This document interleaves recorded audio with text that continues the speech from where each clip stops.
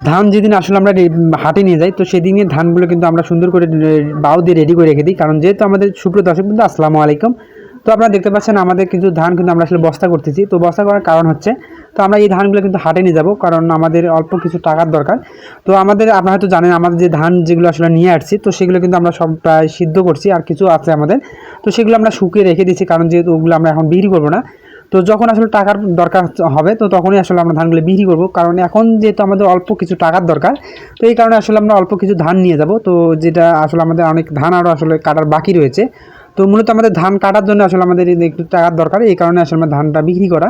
তো আমাদের এই কারণে আসলে আমরা আজকে সকালের দিকে আসলে ধানগুলো আমরা রোদে নাড়িয়ে দিয়েছিলাম। তো কিছু ধান আর কি একটু কম আর কি শুকানো ছিল। আপনারা তো জানেন আকাশের অবস্থা তেমন একটা ভালো না।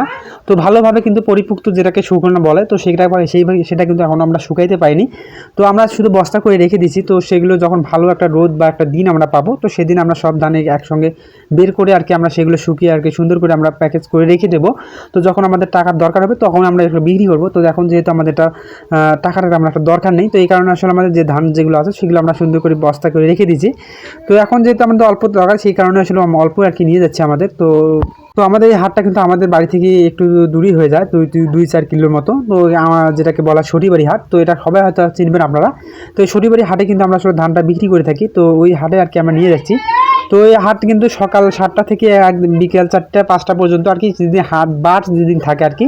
তো যে কোনো সময় যদি আপনারা নিয়ে যান, তো সেই সময়ে আর কি আপনারা বিক্রি করতে পারবেন। তো বিশেষ করে সকালের দিকে হাট যেটা আর কি লাগে, তো সেই হাটটাতে একটু বাজারটা ভালো যায়, কারণ একটু বাজার একটু ওঠানামা করে থাকে, সামান্য একটু আর কি ওঠানামা করে থাকে। তো সেইটা যদি ভালো একটা বাজার যদি নিতে চান, কিছু সকাল সুবের যদি আপনারা যান, তো হয়তো বাজারটা পাবেন, বা কোনো দিন আবার ফির বিকেলের বাজারটা ভালো যায়। তো এই আসলে হাটের অবস্থাটা এরকম। তো সামথিং কিছু আসলে ওঠানামা করে থাকে। তো মূলত আমরা সেই হাটে আর কি আমরা ধানটা নিয়ে যাব। তো সেটার জন্য আমাদের যে বস্তা কিন্তু করে নিচ্ছি আমরা।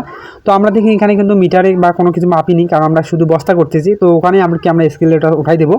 তো ওখানে যে স্কেলে যেটা উঠাই দেওয়ার পর আমাদের শুধু বস্তা আর কি মাইনাস হবে, বস্তায় 1 কেজি করে আসলে মাইনাস হয়।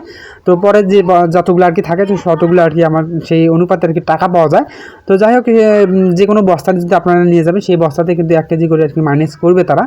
তো তো আমরা এই কারণে আসলে মাপে নিয়ে যাই না, কারণ যেহেতু ওখানে মাপা হয়। তো কেউ কেউ আবার মেপে নিয়ে যায়, আবার আমরাও মেপে নিয়ে যাই, কারণ আমাদের যেহেতু মিটার এখানে নেই।